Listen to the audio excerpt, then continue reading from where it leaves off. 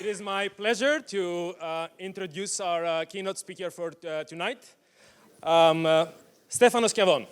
Stefano is an associate professor of architecture in sustainability, energy, and environment at UC Berkeley. His research focuses on finding ways to reduce energy consumption in buildings and, at the same time, increase occupant health, well-being, and productivity. He has been working on many areas, among which are thermal comfort, radiant systems, occupant satisfaction, underfloor air distribution, air movement, personal comfort systems and models, energy simulation, and statistical modeling. Stefano received his PhD in energy engineering and a master's degree in mechanical engineering from the University of Padova. He has been a visiting scholar at Tsinghua University and the DTU University. He received the 2010 REHVA Young Scientist Award and the 2013 ASHRAE Ralph Nevins Award. So please join me in welcoming Stefano. Perfect pronunciation. You can keep this one, I have this one. Buildings are for people, and as a community, we are failing people. We are failing people because buildings use still, after many years that we are trying to reduce energy, they use a lot of energy. And even if a lot of this energy is used to create comfortable conditions, people are not comfort in building. And so today I'm going to give you evidence of the fact that we are still measuring high level of dissatisfaction in buildings. And I will try to give what we think at Center for the Built Environment as a possible solution to improve satisfaction in building. And then, given that we are at the modeling conference, I will spend the last part of my presentation of talking about how accurate are the models that we use for energy modeling. Towards the second part of the presentation, I will do a little survey. I will not show the result live, but I would like to collect them. So in the meanwhile, if you want to open that on your phone, or don't answer yet, you will need some introduction to that. How do we measure satisfaction in building? An effective way is asking people. People are perfect sensor when we talk about acoustics, when we talk about lighting, and when we talk about thermal comfort. There are other aspects like air quality where we are not very good at. The Center for the Built Environment collects occupant satisfaction survey for 20 years. We have a database of roughly 100,000 data points, thousands of buildings. And we ask, how satisfied are you with the lighting, the furnishing, the art, the cleanliness of the space, the acoustics, and so on. A few years ago, when I joined the center, I did one of the most comprehensive analysis of that database. And the results are shown in this scale from I'm very happy, very satisfied, to very dissatisfied for all the parameters that we are measuring. And so the results are shown here with a distribution. And this one means that this is the median value. And over here, we have 50% of the data. And so from this specific case, we see that more than 25% of the people are dissatisfied with their workspace or with their building. And if you compare dissatisfaction with other industry, you realize that we have very high dissatisfaction rate. Our clients are not happy of the product that we design, build, and operate. When we look at the specific parameter, we see that we are doing okay, not great, with ease of interaction. Interesting to note that people think that they interact better in private office than in open space. We are doing quite well with amount of light, and we train well architects to design for lighting. And then there are a group of 5 parameters where we are not doing well, where sometimes we have more than 50% of the people that are not happy. And 2 of them are connected to privacy, and my research is mainly focused on temperature and air quality because there are associated energy implications. When we look specifically at comfort, we notice that roughly 40% of the people are dissatisfied with the thermal environment, 40% are happy, and 20% don't have a strong opinion. So we are in a situation where we use a lot of energy. 75% of electrical energy in the United States is used for building, most of it for creating comfortable condition, and still we have 40% of the people that are not happy. And so what can we do? The community for a long time thought maybe we use certification program. Maybe use this certification program to reduce the energy consumption, to create a more sustainable building, and among the different points, there is also a subset for environmental quality. And so we took our database and we compared buildings that have LEED certification with buildings that do not have LEED certification. And when we look at the result, basically, regardless of how you look at the result, the different type of statistical model basically come out that there is no a difference. Equal satisfaction, and this is true for these two parameters, but it's true also for all the other parameters. We published the paper and we start to receive a threatening call from USGBC. But most concerning, I start to receive hate email from people that are in my field, people that I want to support, that have similar value than the one that I have. And so we say, okay, let's go and try to do a better job.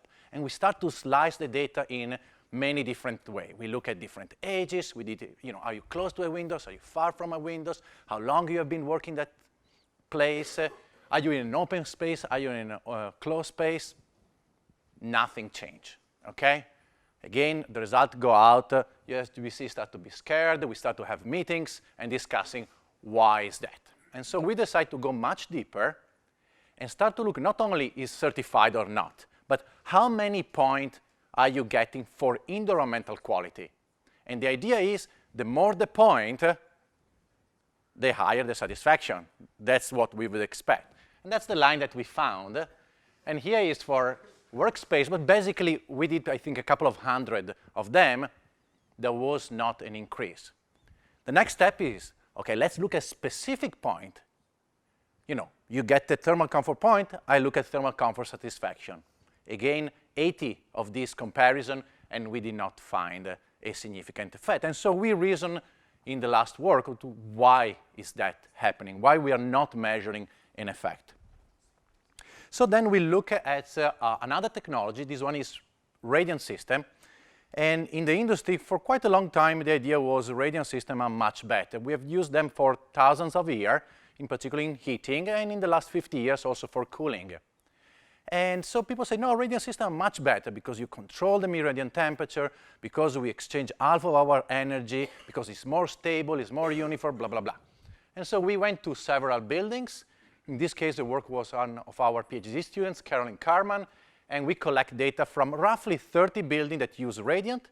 We select 30 buildings that do not have a radiant, that use all-air system, and we compare these two types of building. And the overall message was, yes, radiant is a little bit better from thermal point of view, but it's not changing the game. We are still having a large part of people that are unhappy. On this side, the happy note was that we found that we expected high dissatisfaction rate with radiant system from the point of view of acoustics. We did not find a big difference between the two.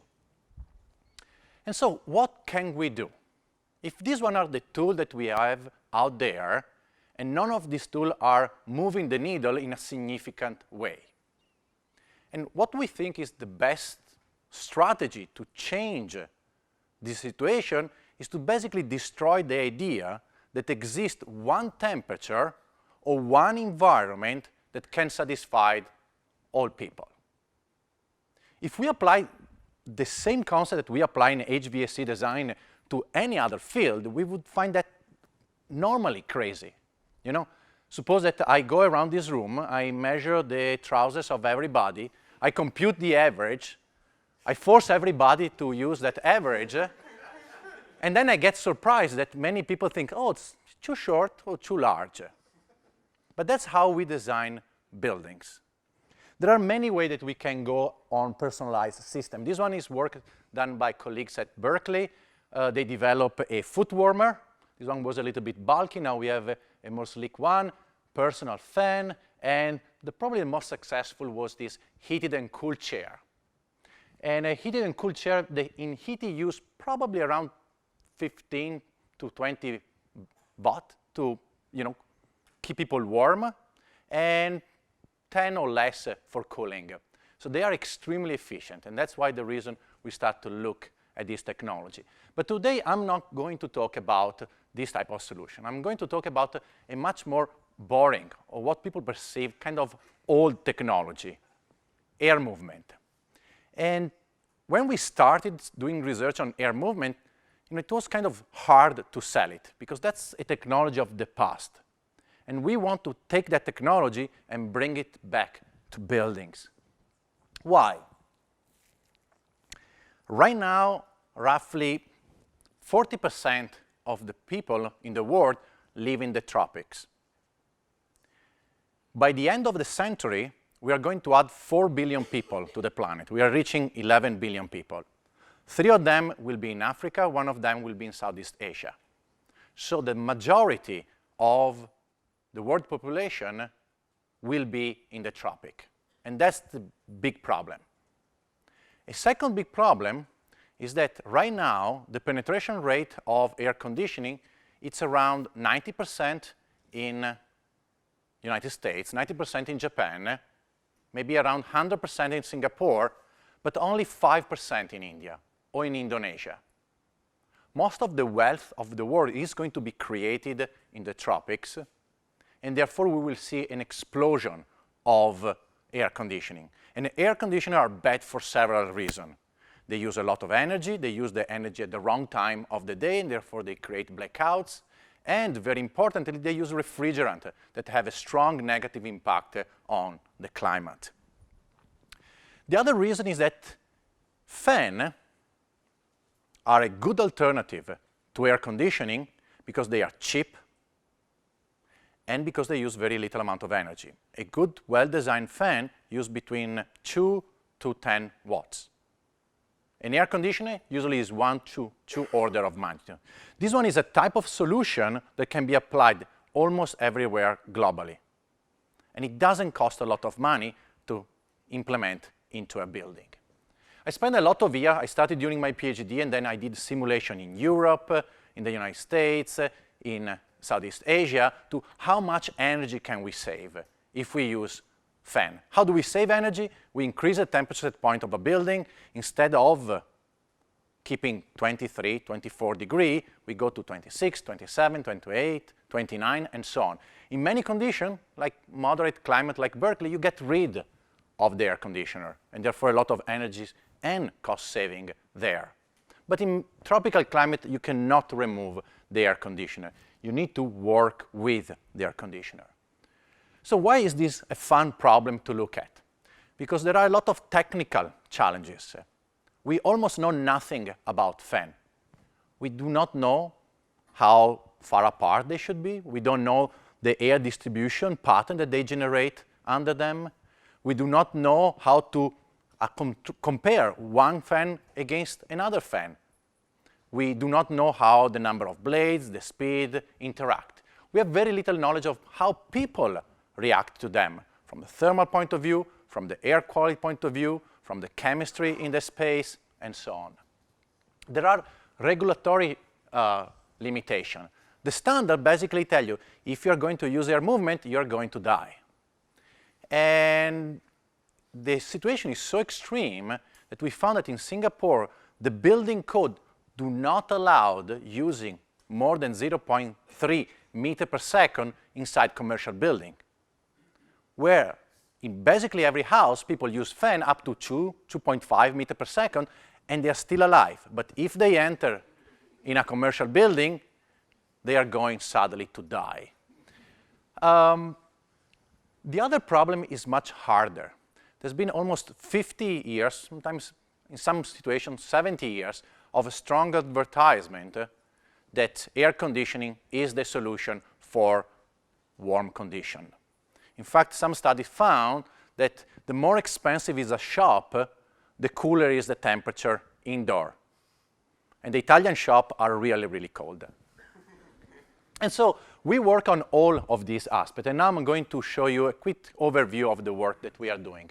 And so the idea is that we coordinate the air conditioner with the fan. And we try to maximize the amount of time that the fan is running. And only when the fan is at extreme condition, then we turn on the air conditioner. we developed metrics to assess fans and to compare them. So when you buy a refrigerator, when you buy an air dryer, when you buy a washing machine, you have an index that tells you this one is better than the other. This one was not present in the past, and so we developed one. It's basically how much is cooling a person divided by how much power is using.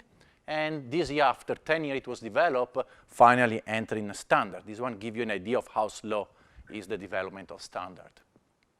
We have done experiment when we proved that if the fan uses a DC motor, a brushless motor, it's way more efficient than an AC motor. And you notice the difference in the fact that an AC motor has 3 levels, 0, 1, 2, and 3.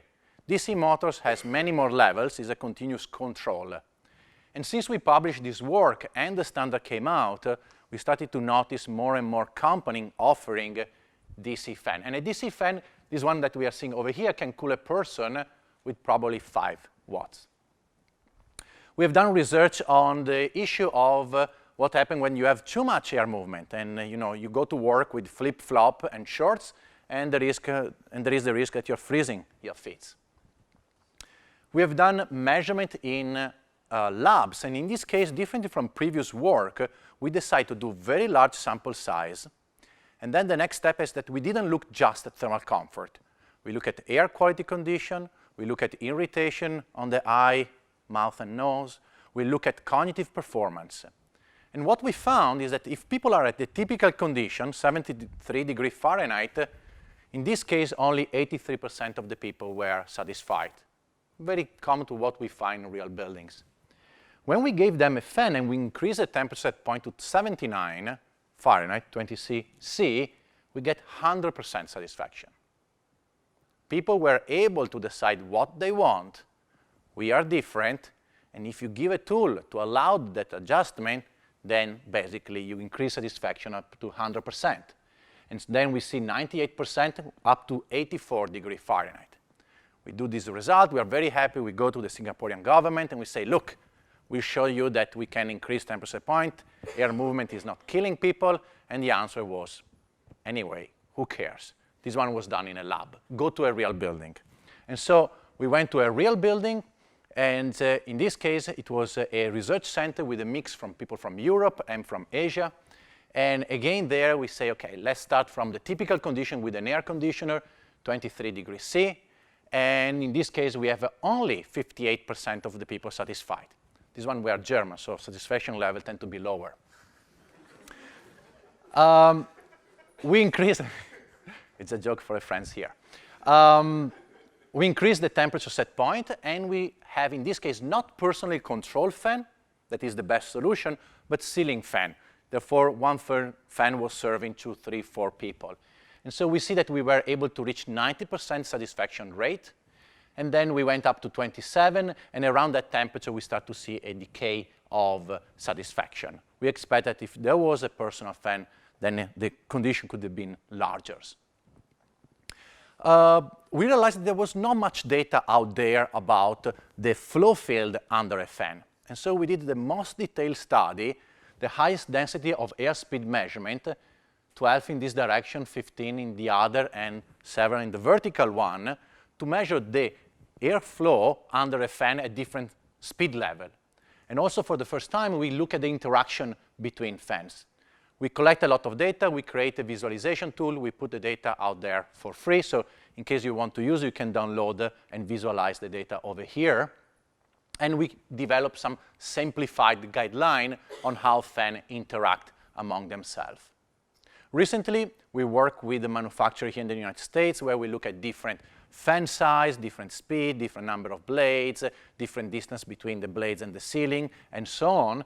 And at the end, we develop a simplified model that is going to be online for free for designer to use. And then we implemented a better model within the comfort model that is present in ASHRAE.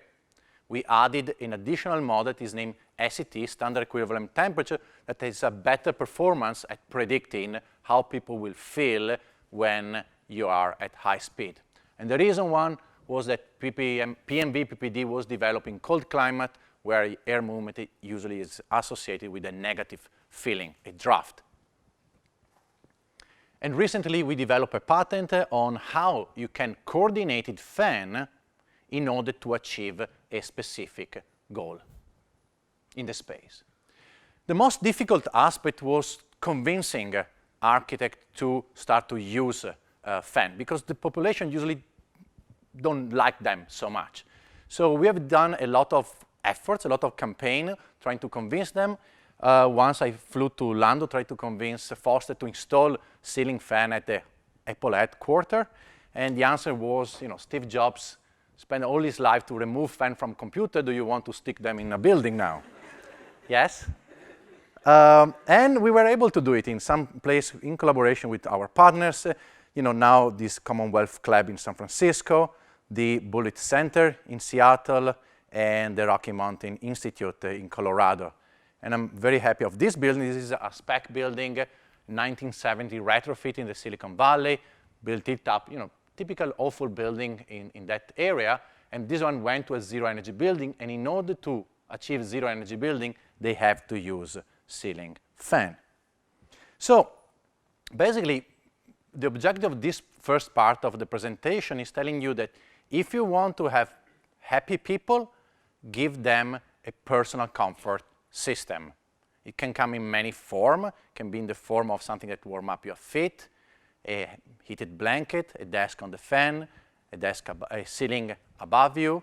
And we need to realize that this is not something completely new. Even the founder, the first president of this country was able to develop a personalized fan. So now I move to another topic, the one of modeling. The most common model used out there is named the predicted mean vote. How many of you is familiar with the PMV model? Okay, so not everybody. So it's basically the most common model used out there for designing, I would say 90 to 95% of building. There is a small fraction that use natural cooling, and they use the adaptive model. What I'm saying about the PMV can equally be applied to the adaptive model. The model in this case was developed in the lab. It has 6 inputs, 4 connected to the environment, temperature, air temperature, mean radiant temperature, airspeed, relative humidity, and 2 connected to how much people dress and the type of activity that people are doing. Strangely enough, if you're searching for how accurate is this model, there is very little literature out there. And most of the time is based on small sample size. We applied this model to 5 classrooms, or we went to 2 buildings and we measured 40 people, and we found, that yes, they are not exactly the same, but it's good enough. And so we decided that we wanted to go to a different level. We want to have a good assessment of how accurate is this model. And so we used the ASHRAE Global Thermal Comfort Database. This one is a database that was collected by, mainly led by research at Berkeley and Sydney. And they put together data that different people collect in different parts of the world. So 65 researchers get together, and they share the data in a public database. And a researcher from Simberbest developed a visualization tool that allows to visualize and parse this data. So now if you have a mobile phone, if you can go there and in one of the 2 ways, try to get access to that page. Don't answer yet.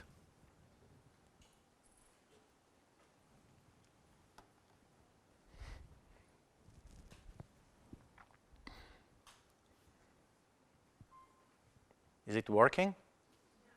Yeah? Okay, good. So, oh my God, that's awful. Something happened to the slide. Sorry. Basically, I gave away the solution. I'm very, very sorry about this. Let's then move on and jump this question. Okay, the question is, what is the R square, the goodness of fit of the PNV model? You remember when basically a perfect model is, this is what I'm calculating, this is what I'm measuring. A perfect model will have R squared equal to 1 and a mean absolute error equal to 0. So R squared equal to 1 is a perfect model. R squared equal to 0.5 means that 50% of the variance is explained. And unfortunately, here the result it shows how much is the R square of the PNV model. It's just 0.08. So these one are the measured data point, the gray one. And what you see is that is a cloud. With the PNV model, you're only able to explain 8% of the variance. In other fields, they would define this one a known model, a random model, something that is not able to predict. So there are other ways to look at the performance of the PNV model. One of them is to bin the data. And instead of looking at the exact number of the PNV model, what we did is we collect all the environment that according to the PNV model are cold, and then we look at how many people rate that space cold, how many people rate that space cool, how many people rate that space slightly cool. So in this example, this is artificially created, we say, okay, look here, 75% of the time, the PNV model get the result correct. Or in hot, 72% of the time, the PNV model get the result correct. We average this one, and we get an average accuracy of the model. And so here is the first question. If we have 7 groups, what is the prediction accuracy of a random model? So a random model that has zero understanding of the reality. You just randomly take out a value out of a box. You have 7 options. How much is the accuracy? Anyone want to dare to answer? Okay. 40%. Very good. I don't know who said that, but I will pay a beer. Where it is? Okay, good. You will get a beer later. So a random model is doing 40%. So how much is the PNV model then? And that's easier. You need to try to answer to this one online. You think it's less than random? I hope really not. It's between 14 and 50, 50 to 80, 80 to 100%. 100%, you get the right answer all the time.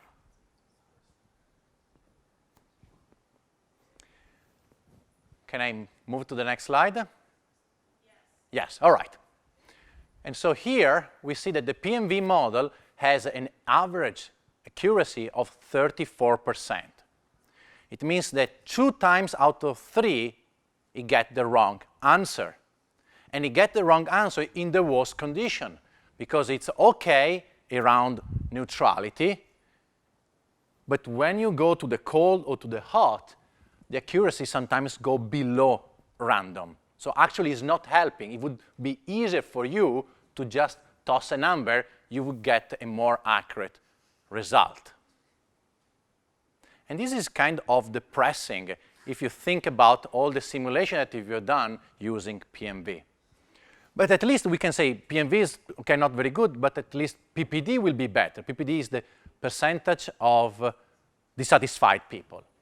And we found that PPD is even worse. And we found something that it was almost proven in every field experiment that we ever done. It's very hard to get more than 75% of the people happy in a building. Usually typical value is around 70 to 80%. So if a standard or a certification program tell you, oh, you should reach at least 90% of satisfaction, we found that that is basically impossible. We measure level, only around 2 to 3% of the building achieve that high level of satisfaction. Of course, situation would change if you have personal comfort system. The model performs a little bit better if instead of adding as an input the PNV model, you use the actual thermal sensation that people gave you. But the problem is that in a lab, you can do that. And then you say, oh, the PPD model works well. But in reality, you don't have the actual thermal sensation of people, and therefore the PPD is useless. And so we concluded that the PNV predicted thermal sensation correctly only 1 out of 3 times, and the PPD model is basically useless. And then you start to look at the literature, and you see what we call PNV fetishism. the fact that the people do optimization, obsessive optimization around the PMV between 0.4, 0.5, and so on. And I could have selected many researchers and hundreds of papers. And actually, this one is a paper that I published with one of my students. And so I was also part of that group that, sometimes take away from the beauty of having a model and try to optimize around it. So what can we do? If the model is so bad, is there a better model out there? I feel that if we would do similar analysis for UTCI, for SAT, for equivalent temperature, we will get exactly the same result. Actually, I would think that, for example, with UTCI, you would get even higher uncertainty, because then you start to take into account radiation that is an additional problem, and airspeed change in a wider range, and metabolic rate is very complex to model. Therefore, I guess that the prediction accuracy will be even lower. One solution that we propose is named personal comfort model. And a personal comfort model is a model that basically is not a general model, true for everybody, but is a model that is true for a specific person. And how does this model work? We decide to have it open. We decide to not have a fixed number of input. We want different available input. So if we have temperature, we just use temperature. If we have temperature and outdoor temperature, we use these two. If there is temperature, outdoor temperature, and skin temperature, then we use all those parameters. So have that flexibility. We take the data, we train the model, and then we apply for the control of air conditioning system and personal comfort system. And we applied both in automotive and buildings. The interesting part of this model is that it's flexible in the input. The PMV model has 6 fixed input. The adaptive model has 1 input. Here, you can have outdoor air temperature.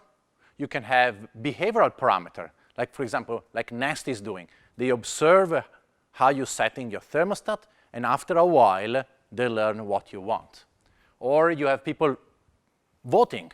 I'm hot, I'm cold, I want warmer, I want cooler. After a while, you can train a model and try to predict what people want. Or you can get even closer and start to measure physiological parameters like skin temperature. We have done research with each of them, and I will go over them very quickly. Here we are doing a study where we were assessing exposure to pollutants throughout the day. Most of the exposure study basically are based on a room. You put a sensor in a room and you see how the pollution change. In this case, we attach a pollution sensor to people, ozone and CO2, and then we follow them throughout the day. This work was led by Elliot Gunn, one of our postdocs in Singapore, and we piggyback to that work and we say, what about we are also measuring air temperature and relative humidity, and we ask people. And so people vote during the day, and then we create a model trying to predict the acceptability of a specific person.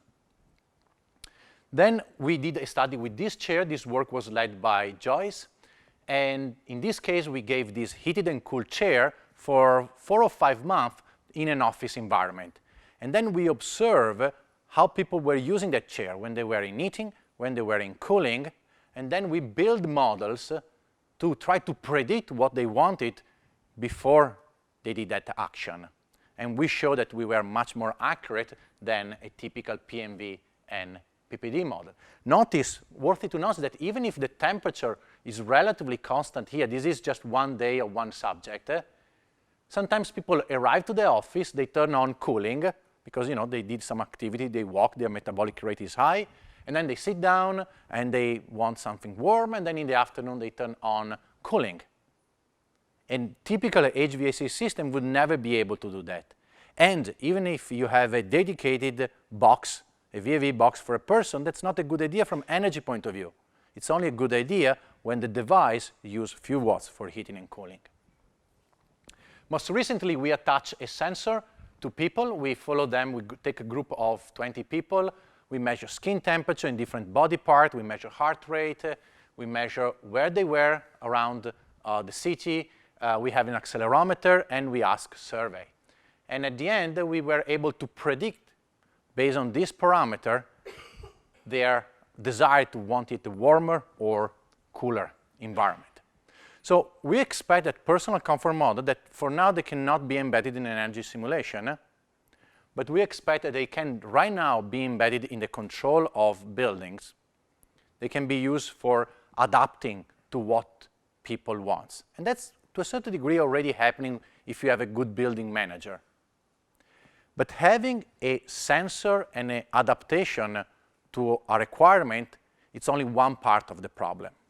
The other one is that if you don't have a building that have enough granularity to provide the service that you want, or to provide a different environment for one person and the other, then you will not be able to achieve higher satisfaction, regardless of the amount of machine learning and IoT that you are using. I was planning to finish my presentation here, but a few minutes ago I added a couple of other slides, mainly for a conversation that we had yesterday evening. And so I want to talk something that, as an Italian, I enjoy a lot talking about, that is clothing. But in this case, not clothing for, dressing, but for energy modeling. In many energy modeling, people has a weather file. It's cold in the winter, temperature is over here. I think this is Chicago maybe. And then it's getting warmer in the summer, and then it's getting cooler again in the winter. And most of energy models use one cloth for the winter, and then suddenly, from one day to another, people shorts, t-shirt, and then they are going on for the entire summer, and then tack, again, the day after, they start to have, tie, jacket, scarf, thick trousers, and so on. Clearly, this is not how people dress. And so we use one of the open source database of thermal comfort to look at how people dress. And what we learn is that people dress much less than what we think they dress, okay? So it's very rare that we reach one clothing that is the typical value that we have in standards. And then we develop a simplified model. We work with the ASHRAE, we implemented in the ASHRAE model, and now changing the temperature during the day, you have a dynamic change of the clothing. So if you use, and if you try to predict comfort, remember to use something that is more dynamic, because clothing, among the parameters that affect PMV, clothing and metabolic activity are the ones that have the largest influence on the outcome. So in this presentation, I almost trick you. I talk to you about, the title was The Future of Thermal Comfort in a Warming Climate. But I try to make a case that the problem is not only the fact that the climate is warming. Clearly, in many cities, in many conditions, that's a serious problem. But a much larger problem is the fact that most of the population growth and most of the wealth growth is going to happen in a tropical climate. And we need to focus on that problem, and we need to focus on finding solutions that are low in energy and high in quality. Because if the quality is not high, people will end up using air conditioner, and that's not good. The other message I try to convey is that models are inaccurate, but not just a little bit inaccurate, okay? 1/3 of the time, the PMV model gets the result correct. PPD is useless. The R square was 0.08. So when you apply that in your simulation, please keep that in mind. Otherwise, you try to compare different form, as I see today, different type of facade, the result will not be very accurate. Thank you very much.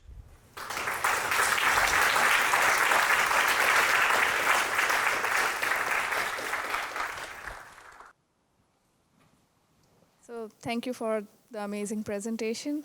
And I wanted to contribute my 2 cents from the perspective of a person who is from a tropical country. Yeah. Now, earlier people were not able to afford air conditioners in India because it was too expensive and a new technology. But even now they don't want to use fan with HVAC. They would either use fan or they would either use HVAC because the construction practices are very different. Yeah. Most of the houses are made of concrete. And when you switch on a fan when the air conditioner is on, the hot air from the top of the room, it descends down due to mixing. And that is not very pleasant. Yeah. Versus if you have HVAC on, that cold air sinks, or we have window air conditioners, which are at the level of a person. Yeah. So they never like to use fans with air conditioners. And the second reason is that you have a temperature gradient because of which you have so much cold air going out in the leaky building of concrete.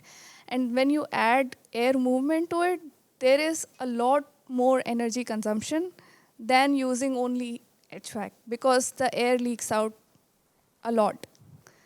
Couple of opinions.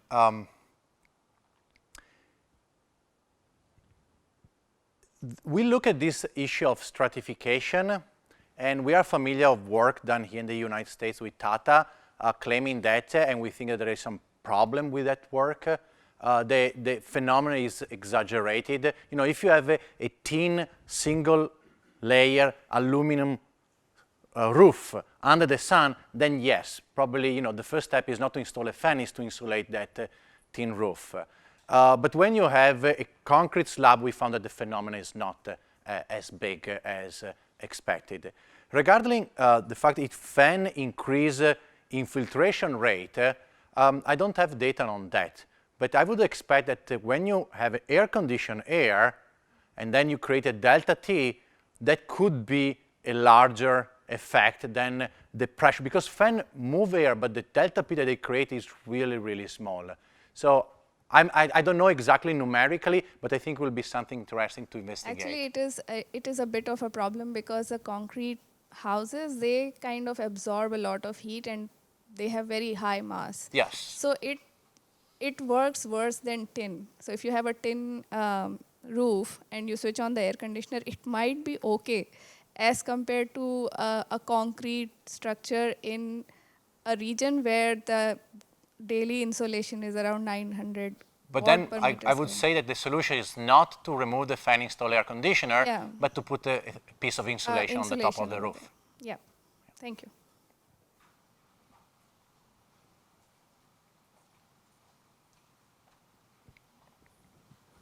So, am I good? My question is about the PMV model that you talked about. So, I always thought that the PMV problem is because we're reading the metabolic rate from the provided tables, so people have different metabolic rates and we don't have it. So based on the feedback system that you're having and you're reading the metabolic rate of people, and we have a classing ratio for each person based on the class that we have. Is the PMV model still not usable when we're using the metabolic rate from the data that we're getting? So one option is what if we constantly measure, first of all, measuring metabolic rate accurately is actually complex. Basically, you need to put a mask on people and measure what is a capnometry measurement, measure the CO2 level that you are exhaling. And that's a very difficult measurement because it's a dynamic signal and you need to capture the peak value. So you need a high frequency response CO2 sensor. Then you can use proxy. One proxy is measuring heart rate. Another proxy that is less accurate is starting to look at which type of activity. But I think that even if we get better and better at measuring the metabolic rate, at measuring the clothing insulation, at measuring airspeed, and these ones are all very difficult steps to do anyway. We tried for many years, and for now there are no practical solutions out there. Still, we are wondering, this is a general model. It does not take into account many important parameters. How tall you are, how much fat you have, in which period of your life you are, which are your cultural expectations, and the specific clothing distribution. And so our claim is, should we put more work to try to make the PMV model, or should we change the way at which we look at comfort? Instead of trying to build the perfect model of the average person, let's focus on operational situation. We are not helping the design of building, but we can help the control of building, and therefore train a model for a specific person or group. Hello. Yeah, thanks. I was just wondering, at the beginning slides, you were talking about this large proportion of people who are unsatisfied, so 25% or something. Yeah. And I was wondering, like a couple of decades ago, when the technology maybe was less advanced, like building technology, it must have been way bigger. Yeah. Or do you think it might be the case that I got the technology point. is increasing, so our demands Yeah. are... We didn't notice any significant trend in time. We know that, energy had a period where, the more technology, the worse the building, and now the buildings are doing better. But we didn't see a clear trend from satisfaction point of view in time. We noticed a trend between the quality of the designer and the satisfaction of people. We noticed a couple of interesting trends, and they are kind of not surprising. Small buildings have higher satisfaction than large building. Building with a good facility manager has a much larger satisfaction than buildings that do not have a good facility manager. People are happier when they are close to a window, when they have control over the environment, and when they are in a private or shared office. This one, I would say, is for now what we found as a major trend in the data. Well, I'm sorry, why do you think it is the case that larger buildings are less comfortable? Probably one option, we don't have an answer for that, but one hypothesis that we did was that, first of all, large buildings tend to have more core area, and we know that people are happy when they are close to the perimeter. And then probably in large building, you have a more challenging communication with the building manager. You don't know them, you write something on a system, and you not always get an answer, you get an answer from someone you don't know, therefore the communication could be harder. I have a question regarding working in an environment with people who don't understand thermal comfort, like low-income people. Yes. And capturing information like health history, like if they have a chronic disease, for example, that would affect their thermal sensation. How would you take that into account? That's have to be taken into account. In fact, when you do an IRB, a human subject application, usually they require you to focus on that. In our group, we have Lindsay over here. She got a PhD in environmental psychology, and she helped us. In fact, usually we don't ask thermal comfort. We ask how satisfied are you with temperature, because thermal comfort is a higher level concept that is understood from a much smaller group of the population.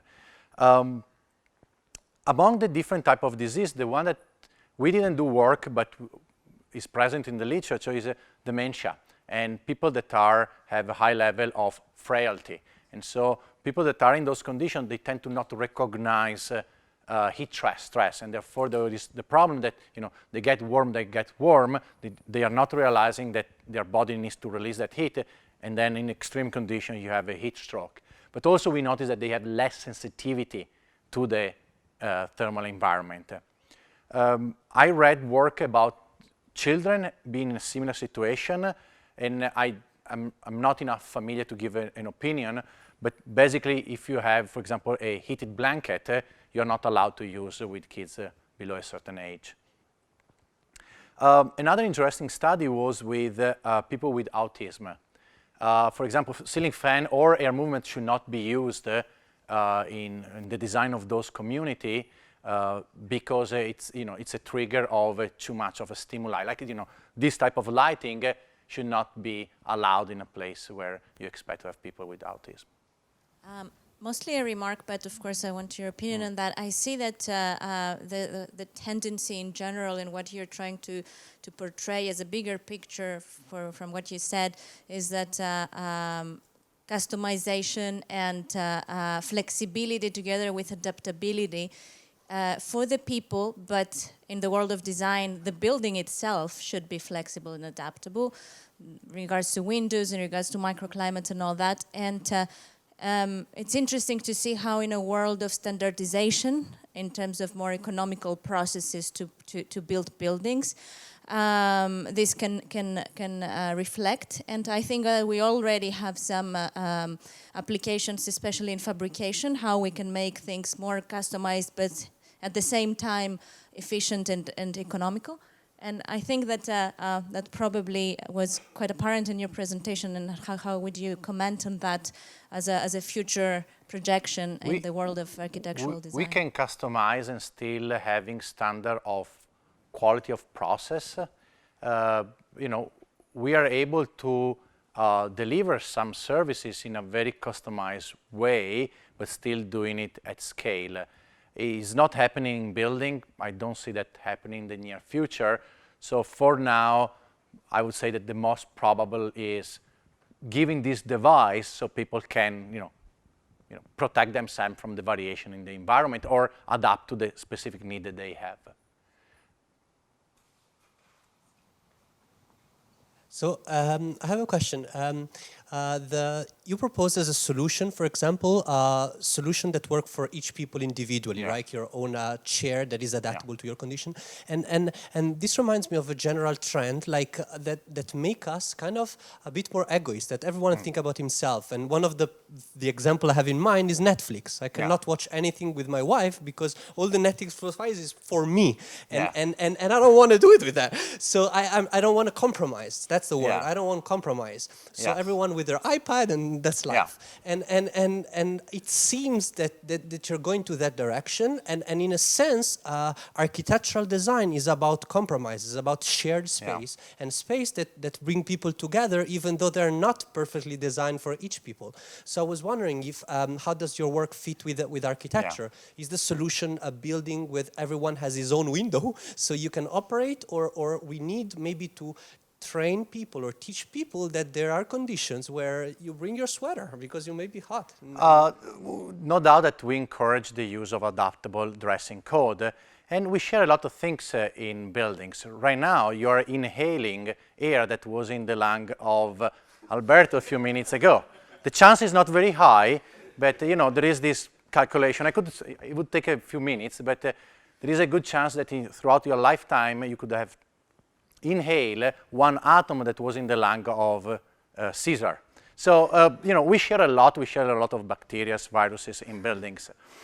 I'm not a big believer that we can teach people. George Orwell, that was mentioned before, and in general, if someone thinks that they know what is good for you, I feel skeptical. At the same time, we can express value if we say, look, to be cool is to be flexible at work in the way that you dress in order to adapt to climate, to stop eating meat. So I don't force people to eat meat, but I say that's the direction that we want to go, then I would expect that that's happening. Still, I realize that there is a higher and higher interest on making people inside building happy. Why? Because as a mechanical engineer, I very quickly realized that all the machines that I was interested in be implemented in building already almost reach a peak of efficiency. Meaning that if you try to increase that efficiency, you need to pay much more and the market is not ready to pay. So you can do a better chiller, you can do a better HVAC system, you can do a better facade, but then it's value engineered out. So on the opposite, if you try to sell a better experience for their client, given that employees are way more expensive than energy, then it tends to be easier. And our focus is in specific solutions that are all low energy. I didn't show here anything that use a lot of energy, even if it would be possible. Mine may be a little off topic because of what you just said, which is that you're focused on low energy. Yeah. But I was recently in a conversation with Erin about how she would like to, Erin McConaughey, how she would like to focus on the air conditioning companies that are providing the refrigeration systems, because she sees the need to take them along this journey, but not put them out of business, meaning that we should be focusing on how can we reduce their use of CFCs as well as their use of energy and still accomplish all these goals. And so it's not a well-formulated question other than to ask, are you guys looking at those kinds of systems as well? And do you think that that's an appropriate direction of travel for us to be thinking about helping those big companies along the journey? You know, we have Ingersoll Role here that is a large chiller manufacturer. We have Viga and REHVA that sell tons of plastic around the world. So we have Daikin that does a lot of air conditioning machines. So definitely we want to work with them. They are not particularly fast, and it's difficult to change a model that where they have kind of an established position. And so now, the most that you see as a change is one, they are trying to put better refrigerant. We were very successful in 1985 with the Montreal Protocol, and now it seems harder because the new one tend to explode or they have very high pressure like CO2. And therefore, there is a hope to go towards a better refrigerant.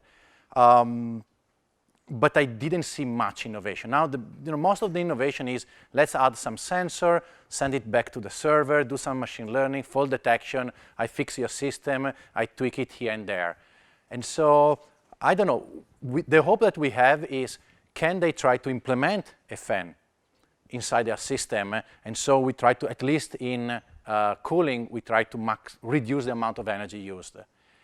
It goes against their business model, so that's challenging. It's like, convincing utility to make things more efficient. Only if they are controlled, you can do it. Stefano, Billy Faircloth, Karen Timberlake. Thanks for your presentation. A lot of interesting insights into our practices. I'm curious, one word that hasn't come up in the Q&A that is absolutely related to air conditioning is the word productivity. Yeah. And there's a larger question, or a question we might want to step back from and just ask the question, what was or is the purpose of air conditioning, and why has it become so entrenched in our buildings, and how is it that we assume a right to thermal comfort? And what's the opposite of that, right? Adjusting our comfort continuously. But I'm really curious about maybe your perspective on the interrelationship between perception of productivity. Yeah. How productive are we in these environments? Yeah. If we are or are not comfortable, and any of the, I would say, more interesting or progressive work of that's going on in this realm of productivity.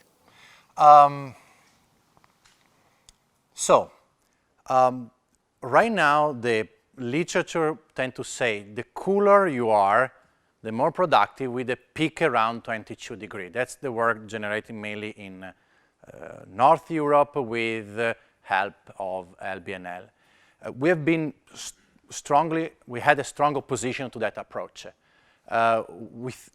Basically, that approach, I cannot draw, but basically tell you there is one peak, and then regardless of where you are, then you have a reduction in productivity. And now there is some good evidence coming from the group in Australia, Richard Adair, that show that there is a relatively large band where there is not an effect on productivity, and only when you go to those limits, and these limits are large. We are talking about like below 16 or below 18 and above 28 to 30, depending on how much you dress. So we support that approach, where you have a relatively large condition, and then you need to control. Above that range, there is a limit. The other dimension is, can we measure productivity? I think that yes, we can measure productivity. There are many dimensions of productivity. You are a decent predictor of your productivity. So at the end of the day, someone asks you, did you, get what you wanted? You tend to have a decent assessment. Not the entire population, but a good part of the population. And then there are many objective ways to measure part of productivity, from how long you can sustain focus, or I can even physiologically, I can measure your cortisol level, I can measure your heart rate variability, I can measure how large and close are your pupil. The problem is that for now, the amount of research that we have put in it has been very little. You can count the number of researchers in one hand, maybe two. And we don't have that enough critical mass in order to come out in 5 years from now with a reliable model that tell you, yes, that's, for this type of condition that you want to create, that's good and bad. I make an example of two thermal conditions that create opposite. If you are doing something that is, you need to sit down and you are in the initial phase of design and you have a lot of opportunity in front of you. In that case, a warmer temperature, more lower light, more warmer color temperature of the light, and some music would help. Opposite, if you need to finish a deadline and you're filling in the blanks of a spreadsheet, probably a lower temperature, a brighter light, and a cooler light, and disco music may help you. So what we are doing is not just a job. We do many jobs every day, and our tasks are complex, and we are just scratching the surface. What I don't feel comfortable is that I would like productivity to be used in practice, but sometimes it's too early to say something. What I'm sure is, if your building is at 86 degrees Fahrenheit, it will be a problem. So at 80, maybe it's okay. And maybe we don't need to keep 74. So it's really finding that range that is my interest now. Let's thank Stefano. Thank you.